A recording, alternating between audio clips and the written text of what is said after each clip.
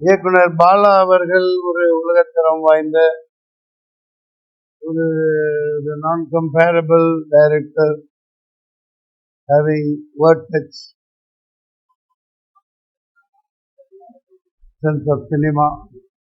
ஒரு கொரியன், ஒரு அமெரிக்கன், பல வெளிநாட்டு படங்கள் கூட போட்டி போடுகிற அளவுக்கு ஒரு, அதாவது இந்த ஜாதி, மதம், இனம், நாடு இதுகளுக்கெல்லாம் அப்பாற்பட்டு மக்களுடைய வாழ்வியலை சரியா படம் பிடிச்ச ஒரு இயக்குனரா நான் பார்த்துக்கிட்டு இருக்கேன்.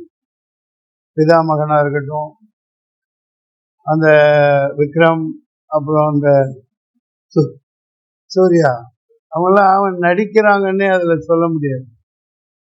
சூர்யாலாம் இந்த லைலா அவங்க கூட வர்ற காட்சிகள் எல்லாம் இப்போ அந்த பாடல் காட்சியெல்லாம் வந்தா அது மறக்க முடியாது. அது அப்படிப்பட்ட அழியாத ஒரு பாதிப்பை ஏற்படுத்தக்கூடிய அளவுக்கு தான் பண்ணியிருக்கார். நான் கடவுளா இருக்கட்டும், நான் கடவுள் ஒரு உண்மத்தம் பிடித்த ஒரு கதாநாயகன் ஆர்யாவை ஒரு வித்தியாசமாக காமிச்சிருக்கார். சேது லாங் பேக், ரொம்ப நாள் முன்னாடி நான்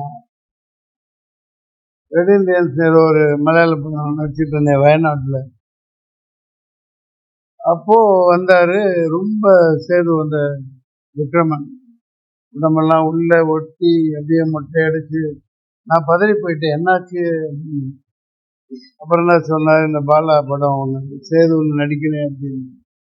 அது எவ்வளோ பாதிப்பு ஏற்படுத்துச்சுன்னு உங்களுக்கு தெரியும். அவரு இன்னும் நிறைய போக வேண்டியிருக்கு, அவர் பண்ண வேண்டியிருக்கு. ஒரு சிறந்த ஒரு இயக்குனர்னு சொல்ல முடியாது.